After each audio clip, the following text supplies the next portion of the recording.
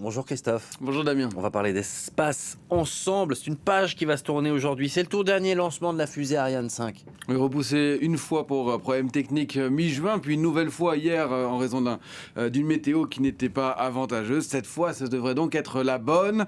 Le décollage est prévu entre 19h et 20h à Kourou en Guyane. Il sera 23h ici à Paris. Alors le vol en soi, il a rien d'exceptionnel. La fusée va placer deux satellites à usage militaire sur orbite, l'un pour la France, l'autre pour l'Allemagne. C'est une formalité pour cette fusée, mais symboliquement, ce vol, il a toute son importance puisque c'est le 117e et le dernier de cette fusée qui aura marqué l'histoire spatiale européenne pendant 27 ans. Elle aura permis même à l'Europe de devenir le leader incontesté pendant des années du marché.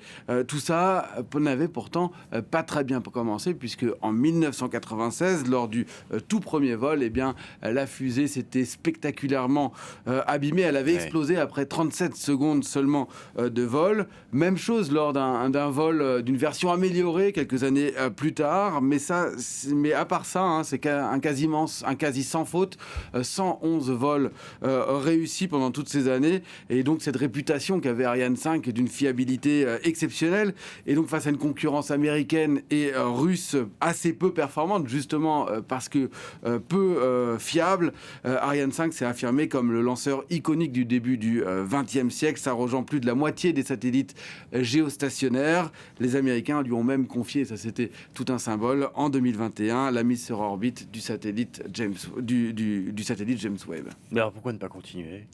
Eh bien parce que cette concurrence qui n'existait pas, elle a fini par arriver avec l'émergence de SpaceX à partir de 2013, le déclin progressif des gros satellites au profit de constellations en orbite basse a érodé aussi le capital de cette fusée et puis surtout a été beaucoup moins compétitive face aux lanceurs d'Elon Musk qui a fait chuter les prix grâce d'abord à une politique, faut le dire, de subventions déguisées de la part des États-Unis, mais surtout aussi parce que les fusées SpaceX sont partiellement réutilisables. Eh oui. Arianespace a donc lancé un programme pour contrer ça, Ariane 6, qui n'est certes toujours pas réutilisable, mais qui a d'autres prouesses techniques, qui s'assemblent de manière automatisée, par exemple, et qui peut embarquer plus de charges. Ainsi, il se veut moins cher que son prédécesseur.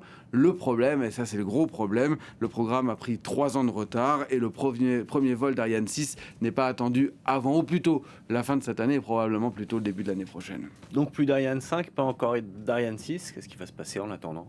Eh bien l'Europe, c'est toute la question. L'Europe se retrouve pour le moment sans rien. Ariane 5 au garage, vous l'avez dit, le lanceur de charge moyenne italien Vega C, qui lui aurait pu être une solution, lui aussi est au garage après avoir raté son premier vol commercial en décembre dernier. Et puis, après la fin de la collaboration avec la Russie autour du lanceur moyen Soyouz, en raison de la guerre en Ukraine, il n'y a plus rien. C'est la première fois que l'Europe est ainsi dépourvue d'accès indépendant à l'espace depuis le lancement du programme Ariane il y a 44 ans, au moment même où le spatial revêt une importance stratégique de plus en plus grande. Des questions de souveraineté se posent.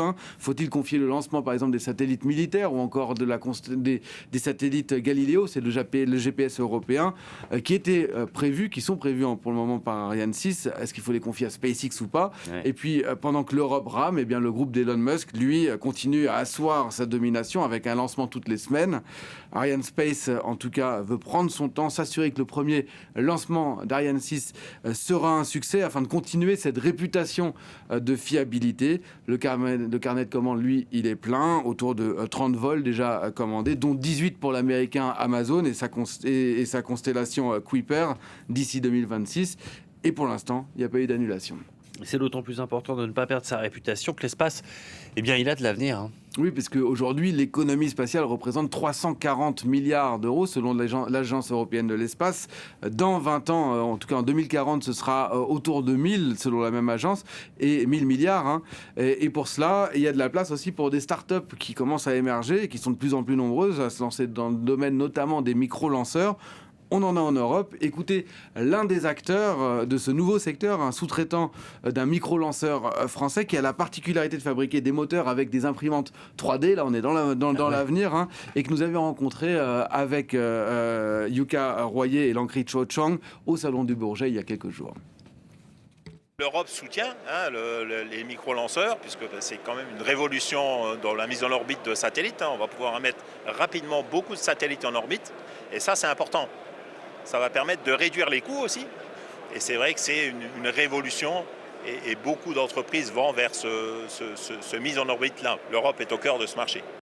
Alors en tout cas, s'il y a une leçon qu'il faut retenir peut-être, et que l'Europe veut retenir de toute cette histoire, c'est qu'il ne faut pas se laisser dépasser, il ne faut pas prendre de retard. Et c'est donc la raison pour laquelle déjà elle travaille sur le successeur d'Ariane 6, qui sera peut-être une fusée réutilisable. Eh bien, c'est noté. Merci beaucoup, Christophe Dansette, pour cette info écho et cette chronique consacrée au programme Ariane. Et merci à vous d'avoir choisi France 24 et France Info.